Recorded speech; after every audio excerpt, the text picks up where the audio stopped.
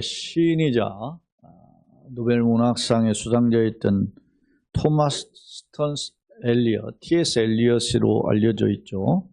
이 엘리엇이 쓴 시 중에 황무지라는 시가 있는데요. 언젠가도 제가 한번 이 표현을 한번 소개했는데 4월은 가장 잔인한 달이라는 시의 내용에 보면 그런 표현이 있습니다.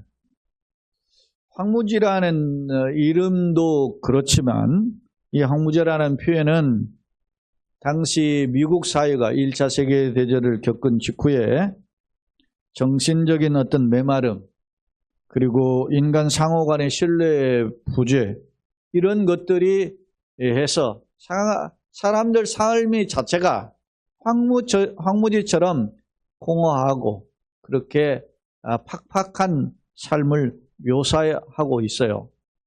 그런데 사실 이보다 더 큰 문제는 시대적으로 상황적으로 보면 이렇게 정신적으로 메마르고 이렇게 토양적으로 이렇게 황무지처럼 상호 간에 신뢰가 없는 그런 사회인데 더 큰 문제는 황무지 같은 이 현실에서 이 현실을 어떻게든지 좀 바꿔보려고 하는 현실을 개선해 보려고 하는 노력보다는 변화 자체를 두려워해서 희망을 잃은 채 살아가는 그 사회의 모습이 황무지처럼 보였다는 겁니다. 그래서 이 T.S. 엘리엇이 쓴 이 황무지는 그런 그 당시의 사회를 반영하고 있어요. 예를 들면 이런 거죠. 그래서 그 시에는 그걸 어떻게 표현하느냐. 그러니까 4월에 봄이 오잖아요. 그러면 씨를 뿌리고 그 농사꾼이 그 땅을 개간을 하면서 그렇게 움직여야 되는 거예요. 그럼 움직이려면 어떻게 합니까? 겨울 내내 그 쉬고 편안한 것들을 어떻게 내려놓아야 돼요. 좀 불편함을 감수하고 땅도 일구고 씨도 뿌리고 하는 분주한 노력들이 필요하다는 거죠. 그런데 이게 귀찮으니까 그냥 나는 편하게 살고 싶어 라고 하는 마음으로 현실이 이런데 뭐 내가 노력해 무슨 소용이야? 하면서 새로운 도전을 전혀 시도하지 않는다는 거예요. 그래서 4월은 어떤 면에서 보면 희망의 달인데 시도하지 않고 노력하지 않는 사람에게는 무슨 달이에요? 잔인한 달이라는 거죠. 귀찮은 달이라는 거죠. 사랑하는 성도 여러분, 오늘 우리 사회를 보면 뭐 언제는 안 그랬습니까만은 유난히 지금이 더 힘들다고 하는 생각을 가지고 있는 경제적으로 어려운 시기이고요. 또 이렇게 환경적으로 제가 어느 의사의 글을 보니까 의사들이 노인들이 여러 가지의 질병으로 몸이 축이 난대요. 근데 어떤 때 가장 더 늙냐? 그러니까 이 여름철, 이 겨울철에 더 많이 늙는다. 환경이, 그 기온이 내 몸에 어떤 질환보다 더 데미지를 줄 수 있다. 그렇게 해요. 젊을 때는 그걸 모르는데. 여러분, 우리가 IMF도 겪어봤고, 뭐 코로나도 겪어봤고, 그런데 그 IMF 때 강남에 모 사람들이 모여가지고 술잔을 부르면 이대로 그랬다잖아요. 왜냐? 이 IMF가 오니까 강남에 말이지 차 끌고 다녀서 걸리석거리는 놈들이 많았는데 기름값 오르니까 차 안 끌고 나오니까 너무 편하다 그러니까 그냥 이대로 갔으면 좋겠다. 그랬다잖아요. 사랑해요 여러분. 사람은 역경의 상황을 그대로 방치하면서 그 상황을 즐기는 사람이 있고 어떤 사람은 이 역경의 상황에 나도 힘들지만 남도 힘드니까 뭔가 도움을 주고자 노력하는 사람이 있습니다. 잔인한 시기, 잔인한 계절을 우리가 겪고 있지만 그러나 옛말에 난세에 영웅이 난다라는 말처럼 꼭 힘든 시기가 모두 다에게 슬픈 나날은 아니라는 점입니다. 오늘 저 자신과 교회를 생각해 보면서 오늘 말씀을 한번 생각해 본 거예요. 사실 저는 이 역경의 터널에 나는 어떤 액션, 어떤 마인드를 가지고 어떤 액션을 취해야 되는가에 대해서 우리가 고민해 보면 답은 다 성경에 있잖아요. 성경을 통해서 고민해 보고자 하는 겁니다. 역사를 살펴보면 사실 처음에 비판을 받고 외면을 당하고 왕따를 당했던 사람들이 유명한 그 영웅들이 되었음을, 거장이 되었음을 알 수 있어요. 우리가 잘 아는 물리학자인 아인슈타인은 어렸을 때 7살 될 때까지 말을 제대로 잘 못했고 글도 못 읽었다 그러잖아요. 그러지만 그는 최고의 물리학자가 되었어요. 과학자가 되었죠. 우리가 잘 아는 발명왕이라고 하는 에디슨 역시 담임 선생으로부터 전응하라고 하고 뭐 교육이 필요하다고 학교 오지도 말아라 이렇게 표현을 당한 아이지만 그는 소위 발명왕이 되었잖아요. 카루스라고 하는 이 성악가는 음악 선생님으로 너 네 목소리를 가지고는 노래는커녕 성악가는커녕 노래도 못 부른다 이렇게 비판을 받았다 그래요. 그러나 그는 그 혹평을 이기고 위대한 음악가가 되었어요. 성악가가 된 거죠. 사랑하는 여러분, 세상은 우리를 향해서 우리의 조건과 우리의 건강과 우리의 모습만을 가지고 비판하거나 때로는 무시하거나 심지어는 조롱까지 합니다. 그러나 이러한 상황 속에서 우리가 현실에 아무것도 안 하고 좌절하고 낙심할 것이 아니라 움직여 보여야 된다는 겁니다. 4월이 왔더라도 잔인한 달처럼 보이지만 우리가 어떤 마음을 가지고 어떤 행동을 하느냐에 따라서 씨를 뿌리느냐에 따라서 달라질 수 있는 줄로 믿습니다. 그렇다면 오늘 나는 어떤 마음으로 또 이 새로운 8월을 맞이했고 새로운 한 주간을 시작하고자 하는가? 성도 여러분의 경우는 어떤 형편입니까? 세상은 잔인하고 힘든 것이 분명하지만 그러나 주저앉을 수만은 없습니다. 오늘 신명기 8장은 이스라엘 민족이 광야의 40년이라고 하는 방황의 세월을 마치고 이제 모압 평지에서 모세가 한 설교가 신명기잖아요. 그 설교 중에 한 부분인데 특히 8장 1절로 10절은 이 40년 동안 우리가 소위 떠돌아다녔지만 그 떠돌아다닌 그것이 손해가 아니다. 그것이 우리에게 그냥 뭐 우리에게 어떤 면에서 보면은 막 이 인생의 캐리어로 봤을 때 그 감추고 싶은 일만은 아니다라는 점을 상기해요. 주목할 점은 하나님께서 이스라엘 민족을 약속의 땅을 바로 들어가게 하지 않고 40년을 방황하게 했죠. 물론 그 방황의 근본적인 원인이 가데스 바네아에서 12명의 정탐꾼이 돌아와 보고할 때 10명의 그 악평을 따라서 자 이스라엘이 부안해동하자 그 불신앙과 불평에 따라서 하나님이 20세 이상의 사람들은 그 40년 광야에서 40년 동안 방황하다 죽고 두 사람 여호수아와 갈렙 그리고 20세 이하의 어린이들 젊은이들만 뒤에 들어갈 것이다 말씀하셨어요. 그래서 사실은 40년이라는 방황이 하나님의 진노 아래서 벌어진 걸음이었음을 알 수 있어요. 그런데요, 그것으로만 끝나냐? 그렇지 않아요. 자, 신명기를 오늘 한번 잠깐 살펴보는데 2장 7절을 한번 읽어보시라. 신명기 2장 7절 시작. 내 하나님 여호와께서 네가 하는 모든 일을 내게 뭐를 줘요? 복을 주시고. 지난 40년 동안 되돌아보는 거예요. 지금 모세가. 네가 하는 무슨 일에?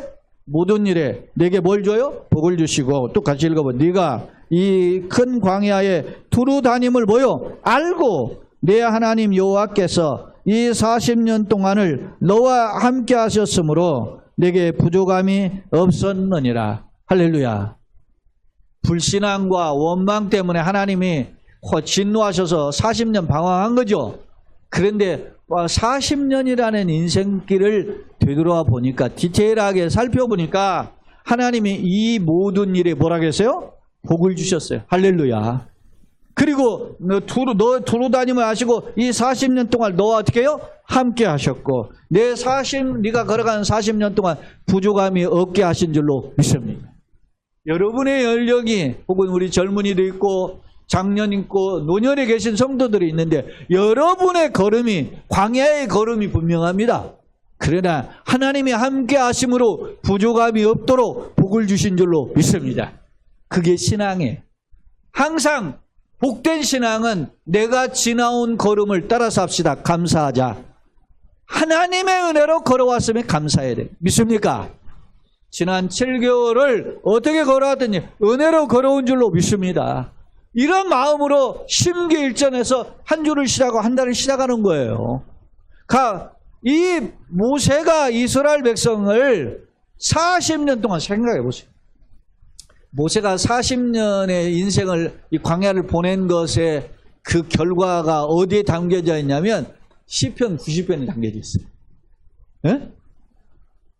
인생 70이요 강건하면 80이라도 우리가 신속기간이 날아가나이다. 하나님께서 우리 인생을 어떻게 해요? 홍수처럼 쓸어 가시나이다. 왜? 40년을 겪어보니까 보세요. 여러분 이스라엘의 남자 20세 이상이 장정만 그때 민수기가 출애굽 시작과 그리고 광야 마지막 끝에 두 번에 걸쳐서 백성의 수를 셌다고 해서 민수기잖아요. 두 번에 걸쳐서 수를 셌는데 동일하게 몇 만이에요? 60만 명이 조금씩 넘어요. 각지 파별로 인구가 다르긴 한데 이스라엘 성인 남자 군사에 참여한 사람도 60만 명이라는 거예요. 40년 초입과 40년 말에도. 다시 말하면 40년 동안 남자 20세 이상이 60만 명이 죽었어요. 남자만 죽습니까? 여자도 죽을 거 아닙니까? 그러면 그 사람들이 죽은 사람이 모두 몇 만이라는 거예요. 40년 동안 120만 명.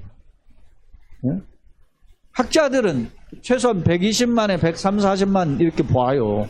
여러분 120 나누기 40년 정확히 38년인데 39년 정도 하는데 40년 나누기 12달 하고 또 나누기 뭐 30 이렇게 해봐요. 아니면 40년 나누기 뭐 365 이렇게 나눠봐요. 제가 나눠보니까 평균 하루에 90명씩 죽었다니까. 그러니까 이스라엘에 40년 동안 살면서 가장 많이 겪은 일이 뭐예요? 장례 치르는 일. 하나님 앞에 불평하다가 이렇게 한 방에 훅 가는 거를 깨달은 순간이 광야예요. 그런데 오늘 하나님 뭐라고 해요? 이 40년 동안은 너를 어떻게 해요? 함께 하셨다. 부족함이 없었다. 복을 주셨다. 할렐루야. 자, 우리 본문 8장이죠. 8장 다시 와요. 8장 4절에 봅시다. 8장 4절에 뭐라고 하는지 같이 읽어보시죠. 시작. 이 40년 동안에 내 의복이 헤어지지 아니하였고 내 발이 부르트지 아니하였다. 이스라엘이 40년 동안 어디를 걸었어요? 광야를 걸었어요. 지금같이 서울 양천구에 산 게 아니야. 광야에서 살면 의복이 어떻게 해요? 닳고 손발이 어떻게 해요? 푸르터야 되는 것이 상식이야. 그런데도 그러지 않았어. 이 말은 무슨 말입니까? 하나님의 은혜로 40년을 간섭하셨다. 믿습니까? 그것을 이스라엘 백성에게 누가? 모세가 지금 상기하고 있어요. 그러면 보세요. 하나님이 이렇게 변덕이 심하신 양반인가? 진노하셨던 하나님 다 죽게 만들면서 왜 이렇게 보살펴셨을까? 다시 말하면 하나님은 이스라엘 백성이 이런 불평과 원망으로 멸망하는 순간에도 간섭하신 하나님인데 어떻게 하나님이 간섭하셨을까? 그 내용을 오늘 신명기 8장 1절로 10절에서 모세가 그게 두 가지로 왜 이 40년을 걷게 하셨는지에 대해서 이야기하는 거예요. 설교하는 거죠. 그 이유가 뭘까? 자, 오늘 2절 3절을 같이 한번 읽어봅시다. 시작. 내 하나님 여호와께서 이 40년 동안에 네가 광야의 길을 걷게 하신 것을 기억하라. 이는 너를 낮추시며 너를 시험하사 내 마음이 어떠한지 그 명령을 지키는지 지키지 않는지 알려 하심이라. 너를 낮추시며 너를 줄이게 하시며 또 너도 알지 못하며 내 조상들도 알지 못하던 만나를 내게 먹이신 것은 사람이 떡으로만 사는 것이 아니요 여호와의 입으로 나오는 모든 말씀으로 사는 줄을 네가 알게 하려 하심이니라. 여기에 보면 하나님의 의도가 두 가지가 다 담겨져 있어요. 그 중에 하나가 오늘 2절 3절에 두 번이나 반복해서 너를 낮추시며 너를 시험하사 너를 낮추셨. 2절에 그렇게 표현하고 있어요. 2절에. 그리고 3절 초입에도 너를 낮추시며 그렇게 표현하고 있어요. 그러니까 너를 낮추신다라는 이 단어는 영어 성경 킹제임스 버전, NIV 버전, RSV에 보면 이것을 humble이라고 하는 단어로 번역했어요. 다시 말하면 겸손하게 하다. 근데 원어의 뜻이 이게 무슨냐면 자신의 생각을 철저히 내려놓는다 그런 뜻이에요. 낮추신다는 말은. 그러니까 내 생각대로 살지 않고 하나님 뜻대로 살게 하시는 훈련을 40년 동안 진행하셔서 할렐루야. 40년의 광야를 걷게 하신 것은 내가 때로는 물질적인 고난이 있고 육신적인 고난이 있고 내가 때로는 이런 사람과의 관계 속에서 부딪히고 힘든 것은 따라서 합시다. 나를 낮추시기 위함이다. 믿습니까? 내 잘난 채 세상은 나를 잘난 채 하잖아요. 나를 높이잖아요. 내가 누군가를 늘어내고 싶게 하잖아요. 그런데 하나님은 항상 나를 낮추시는 훈련을 40년 동안 하셨다. 나를 철저히 낮추. 그러면 나를 낮추신 게 뭘까? 학자들은 이에 대해서 두 가지로 해석을 해요. 하나는 어떤 학자는 이렇게 해석해요. 긍부정으로 해석을 하는데, 예를 들어 부정적인 측면에서 볼 때 이스라엘이 뭐 하는 겁니까? 이스라엘 출애굽하기 전에 어디에 있었어요? 애굽에서 종살이를 했단 말이에요. 그 종살이 몇 년을 했어요? 430년을 했어요. 430년 동안 애굽에 찢어든 종살이 노예 근성들이 있었다는 거야.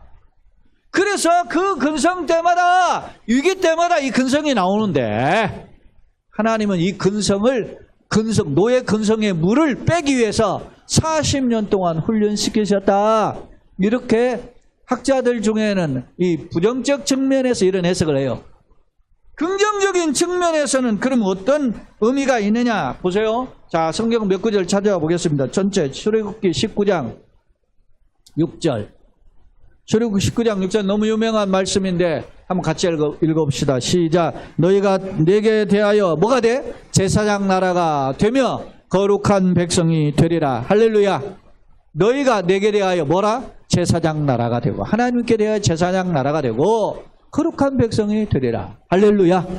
이게 지금 십계명 주시기 직전에 하신 말씀이에요. 또, 자, 신명기, 우리 다시 왔어요. 신명기 26장 18, 19절 한번 보겠어요. 신명기 26장 18, 19절 시작.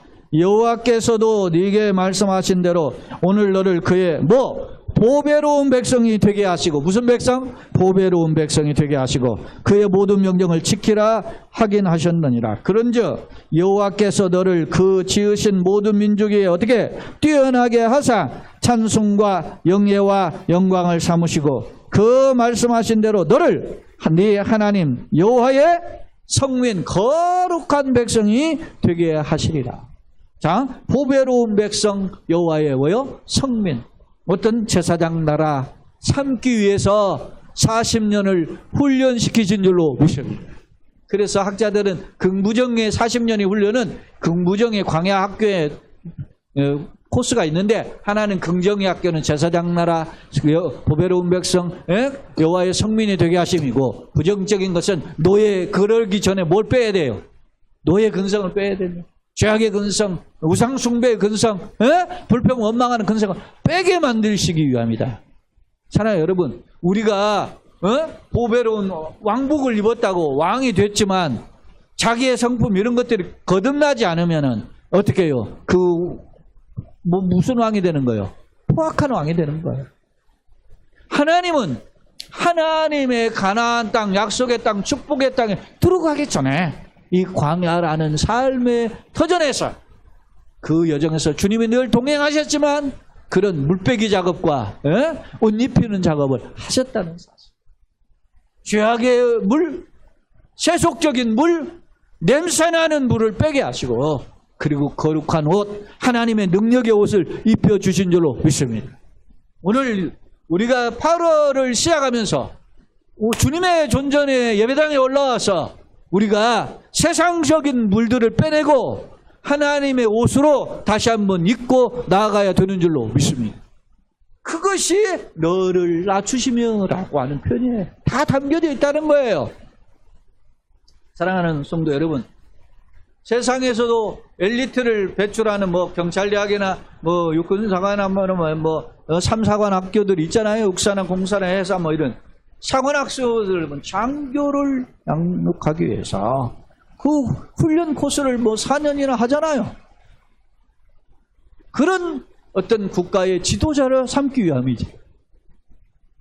세상적인 물빼기, 훈련소에서 군인들도 차병으로 가지만 4주 혹은 6주 훈련을 하는데 무슨 일을 해요? 단학가를 사용하게 하잖아요. 왜? 첫째, 언어부터 바꿔. 왜? 세상 물빼기 그랬어요, 저랬어요. 이런 거 못하게 한단 말이에요. 세상 물을 빼어야만 오직 하나님의 은혜로 채워주는 줄로 믿습니다. 또 하나, 앞서 다시 우리가 말씀을 보면 1절 봅시다.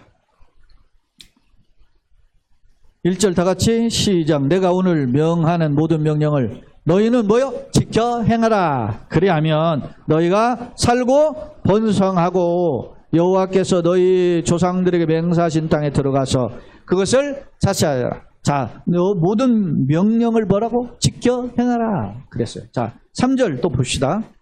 3절을 다시 한번 또 읽어봐요. 너를 낮추시며 너를 줄이게 하시며 또 너로 알지 못하며 내 조상들도 알지 못하는 만나를 내게 먹이신 것은 사람이 떡으로만 사는 것이 아니에요. 여호와의 입에서 나오는 모든 말씀으로 사는 줄을 네가 알게 하려 하십니다. 할렐루야. 만나가 어디서 내려오죠? 하늘에서 내려와요. 하늘에서 매일매일 내려오는 게 아니고 또 안식일 전날에는 어떻게 해요? 이틀분일 나오죠. 그렇게 하늘만을 바라보게 합니다. 우리의 양식이 어디서 내려온다? 하늘에서. 그리고 내가 쉬는 날에는 이틀분이 온다. 할렐루야. 그러니까 속된 말로 내 짱구를 굴리며 살지 말아라. 여러분이 돈이 많아가지고 11조하고 여러분이 헌금하는 게 아니에요. 내가 헌금하는 것은 따라서 합시다. 내 생각, 내 주관 내려놓습니다. 그리고 하나님이 주인입니다를 고백하는 거예요. 그래서 자신의 주머니에 호주머니에 떨리는 만큼 자기의 고백이 담겨져 있는 거예요. 그게 돈을 강조하는 게 아니야 이게. 네? 그래서 여러분요, 신앙이라고 하는 것은 내가 단순히 물질만 헌금하는 게 아니라 내 삶도 헌신하잖아요. 목숨도 헌신하잖아요. 내 가치를 드리는 게 신앙인 거예요. 네? 그것이 아까워지고 타협이 되고 계산이 되는 순간 신앙이 멀어지는 거야. 그거는 저 목사님 돈 이야기 하는 그게 아니에요. 여러분, 하나님의 훈련 40년을 훈련했는데 이스라엘이 어떻게 해요? 가나안 땅에 들어가니까 딱 누구하고 어떻게 해요? 이 생각들 다 아프게 가나안 땅에 들어가면서 가나안 땅에 밟으면서 뭐가 그쳤어요? 만나가 그쳐요. 이제는 어떻게 해? 내가 살고 있는 현실 속에서 소득들을 가지고 먹고 살아야 돼. 그러니까 사람들이 계산하기 시작하고 주판을 튀기기 시작. 40년을 훈련했어도. 사랑하는 여러분, 인생은 아무리 태엽을 감아도 한순간에 풀려버려. 오늘 말씀을 통해서 너네 조상들이 만나 먹어본 적 없잖아요. 그런데 그 만나를 너에게 먹이신 것은 사람이 떡으로만 사는 것이 아니요 여호와의 입에서 나오는 모든 말씀으로 사는 줄을 알게 깨닫게 하려 체험케 하려 하기 위해서 이 광야의 40년을 훈련시켜 준 줄로 믿습니다. 자, 5절 6절 한번 보세요. 신명기 8장 5절 6절. 자, 뭐라고 하는지 읽어보시자. 이 40년, 자, 4절을 제가 읽고 5절 6절 같이 읽겠습니다. 이 40년 동안 네가 내 의복이 헤어지지 아니하였고 내 발이 부르트지 아니하였다. 같이 읽읍시다. 너는 사람이 아들을 징계함 같이 내 하나님 여호와께서 너를 징계하시는 줄을 마음에 생각하고 내 하나님 여호와의 명령을 지켜 그의 길을 따라 그를 경외할지니라. 자, 인생을 살다 보면 뭐가 있어요? 때로는 징계도 있다. 매도 있다는 거예요. 내가 늘 잘하고 살 수 없어요. 못할 때 매를 맞을 수도 있어요. 그런데 그때의 매가 누가? 부모가 자녀를 뭐라고? 징계함같이. 부모가 자녀가 죽으라고 때리는 부모 없잖아요. 물론 요즘 같은 악한 시절에는 또 그런 부모도 간혹 있어. 그래서 문제지만 어떻게 잘 되라고 징계함같이 네 하나님 여호와께서 뭐로? 징계하신. 때로는 우리에게 걸림돌, 돌뿌리 같은 것도 있을 수 있고 때로는 그것 때문에 넘어지는 경우도 있어요. 그런 것처럼 여기라. 할렐루야. 왜? 내 인생에는 다 하나님 책임져주신데 이까짓 것 하고 이겨내라 이러면. 그러면서 여호와의 명령을 지켜 그의 길을 따라가며 그를 뭐라? 경외할지. 하나님을 경외하라 그랬어요. 자, 더 나아가서 7절로 10절을 또 같이 한번 읽어봅시다. 시작. 네 하나님 여호와께서 너를 아름다운 땅에 이르게 하시나니 그것은 골짜기든지 산이든지 시내와 분천과 샘이 흐르고 밀과 보리의 소산지요 포도나무와 무화과 석류와 감람나무와 꿀의 소산지야. 그러니까 뭐 여기에 보면은 물이 있어야 되잖아요. 그런 게 있고 또 밀, 보리 곡식의 생산지고 또 포도나무, 무화과, 감람나무 이런 건 다 뭐예요? 열매죠. 심지어는 막 우리가 꿀이 흐르는 소산지고 또 내가 먹을 것에 뭐요? 모자람이 없고 내가 아무 부족함이 없는 땅이며 그 땅의 돌은 철이요 산에서는 동을 뭐요? 깰 것이다. 그냥 뭐 이런 곳에서는 필요 적절한 것, 동과 철 이게 가장 중요한 당대 최강의 국가를 이루는 비결들이세요. 청동기 문화, 철기 문화가 될 것이다. 네가 먹어서 배부르고 네 하나님 여호와께서 뭐요? 옥토를 내게 주셨음으로 말미암아 그를 뭐요? 찬송하리로. 한마디로 무슨 땅이라는 거예요? 그 땅이 젖과 꿀이 흐르는 땅일 거예요. 그 땅을 우리에게 주신다. 약속하셨단 말이에요. 그러면서 모세는 이렇게 이런 것을 베푸심을 은혜를 먼저 하나님께 감사하고 찬송하라. 할렐루야. 사랑하는 여러분, 여러분이 가진 건강의 주님의 은혜로 지금까지 걸어오며 감사하세요.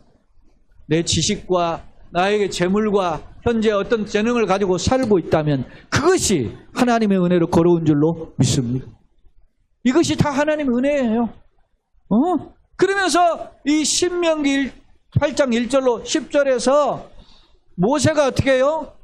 리바이벌하게 한 거예요. 과거를 회상하면서 하나님의 은혜로 우리가 이렇게 살았다라고 이야기한다는 거예요. 그런데 오늘 우리가 신명기가 이 10절로 끝나지 않고 저 20절까지 우리가 있어요. 근데 그 20절 중에 그 중간에 11절로 16절의 내용을 좀 긴 것 같지만 제가 간략하게 한번 우리가 요약해 보겠습니다. 자, 11절로 16절 보겠습니다. 네가 오늘 네게 명하는 여호와의 뭐요? 명령과 법도와 규례. 그러니까 하나님 말씀이죠. 말씀을 3번 강조해서 지키지 아니하고 내 하나님 여호와를 잊어버리지도 않도록 뭐라고? 삼가라. 항상 조심해라. 그런 말입니다. 네가 먹어서 배부르고 어떤 때 이게 하나님을 잊어버리냐? 자, 보세요. 거기 나와요. 자, 내가 먹어서 뭐요? 배부르고. 자, 지금 우리가 들어간 땅은 어떤 땅이죠? 젖과 꿀이 흐르는 땅이니까 먹어서 배부를 수 있는 땅이죠.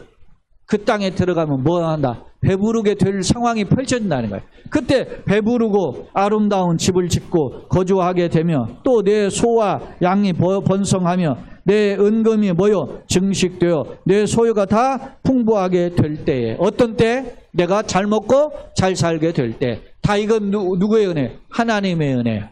근데 이렇게 될 때에 네 마음이 어떻게 된다는 거예요? 교만하여 내 하나님 여호와를 뭐요? 잊어버릴까 염려하노라. 지금 모세가 설교하고자 하는 목적이 여기 있어.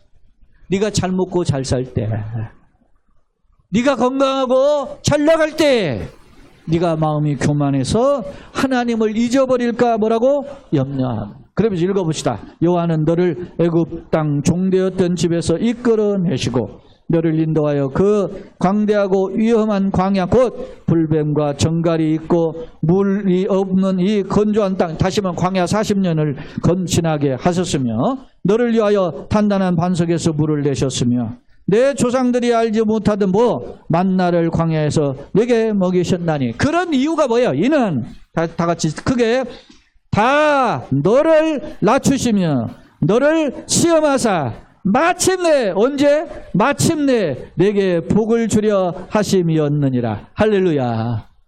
결국 하나님은 합력하여 선을 이루시는 줄로 믿습니다. 마침내 복을 주시려고. 이렇게 은혜를 주시려고 이런 코스를 겪게 하셨구나. 할렐루야. 사랑하는 여러분, 모세가 이걸 상기하는 이유가 있어. 예? 모세는 이 설교하고 저 비스가산 꼭대기 올라가서 사라지잖아요. 죽잖아요. 그 모세의 시신도 못 찾게 하잖아요. 모세 바라보지 말라는 말이야. 모세의 시종 따라가라는 거예요. 예? 세상은 그런 사람 쫓아가잖아요. 민족의 영웅 쫓아가. 그런데 하나님은 뭐요? 민족의 영웅의 소위 속된 말로 시다바리했던 여호수아를 쫓아 지도자로 세우잖아요. 인간 쫓아가는 게 아니라 오직 하나님 바라보라는 거예요. 오늘 마침내 복을 주시기 위해서, 마침내 복을 주시기 위해서 이런 교만을 내려놓는 훈련을 시키신 줄로 믿습니다. 사랑하는 여러분, 나는 내 모습이 어떻습니까? 마침내 복을 받기 위해 준비된 그릇입니까? 아직도 내려놓아야 되고 배설해야 되고 포기해야 될 모습들은 없습니까? 광야는 사실 하나님이 이 놀라운 복을 누리기 위해서 준비하시는 훈련 코스였던 것입니다. 안타깝게도 이스라엘은 이런 풍요로운 삶을 살 때 이런 훈련을 철저히 잊어버렸어요. 오늘날로 말하면 여러분 보세요. 여러분 어느 교회 막 가면 무슨 제자 훈련 코스가 있잖아요. 나 어디 제자 훈련 나왔다. 나 어디 아버지 학교 나왔다. 나 어디 무슨 했다. 나는 그런 소리 예전에 귀하다 그렇게 생각했지만 지금은 그러니까 이런 일도 인정 안 하는 건 아니에요. 인정은 하지만 그렇게 소중하게 생각 안 해요. 그렇게 떠버리는 놈들 봐봐야 다 봐봤자 별 볼 일 없어요. 그런 목회자나 제가 말하기에 그런 중직자나 그런 교회 출신들 한 터럭도 내가 보기에는 물론 귀한 분이 있어요. 그 사람들이 그렇게 변화된 사람이 있어요. 이런 훈련을 안 받았지만 이런 코스를 안 겪어도 이런 하나님과의 단독자로서 마음을 준비하는 자를 하나님이 기뻐하시고 사용하시는 줄로 믿습니다. 그러니까 우리는 오늘 말씀이 나의 삶의 걸음이 제자 훈련의 코스가 되어야 되는 거예요. 할렐루야. 성경을 100번 읽으면 뭐 할 겁니까? 잊어버리는데. 내가 이런 코스를 겪었는데도 그것을 놓쳐버리면 아무 소용이 없잖아요. 마침내 우리에게 복을 주시려고 하시는 이 코스로 이 40년의 고난의 터널을 겪게 하셨구나 깨달아야 된다는 것입니다. 그래서 모세는 하나님의 은총을 기억하라, 하나님의 말씀을 붙잡아라 이렇게 설교하고 있는 거예요. 자, 사랑하는 성도 여러분, 말씀을 정리해 보겠습니다. 오늘 나는 하나님 은총의 주인공이 되기를 소망하는가? 그렇다면 내가 누굽니까? 성경 요한복음 1장 12절 여러분 잘 아는 암송하는 말씀이죠. 영접하는 자 곧 그 이름을 믿는 자들에게는 하나님의 뭐요? 자녀가 되는 권세를 주셨어요. 할렐루야. 여러분 하나님의 자녀인 줄로 믿습니다.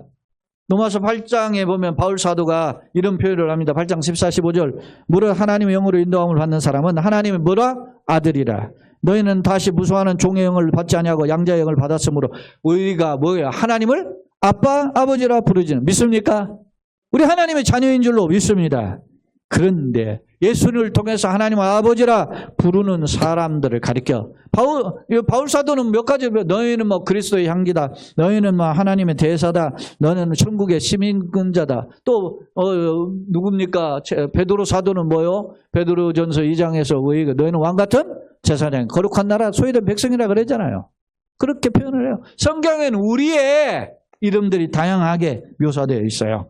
그런데요, 이 다양한 사람들이 다양한 이름을 가진 천국 백성 시민권자들이 하나님의 왕같은 제사장들이 이런 하나님이 나를 낮춘 광야의 코스를 놓치고 말씀을 거부할 때, 잊어버릴 때, 불순종하게 될 때 이런 진정한 축복, 마침내 복의 주인공이 되지 못한다는 사실.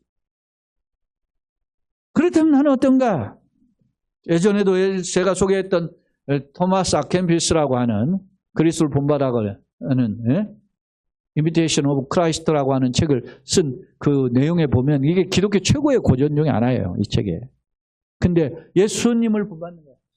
근데 예수님 뭘 본받냐? 예수님의 하나님의 아들이시지만 자기를 비워 종의 형체를 가져가 십자가에 죽기까지 한 삶을 본받는 거예요. 그리스도를 본받아가 뭐예요? 십자가에. 근데 나의 자랑은 지난주에도 나의 자랑은 무엇인가 이야기해서 갈라디아서 6장에서 바울은 십자가를 자랑했죠. 나의 약한 것을 자랑했죠. 세상 기준과 달라요.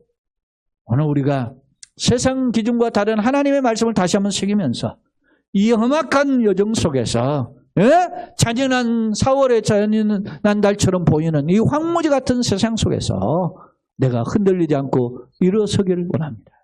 결단합니다.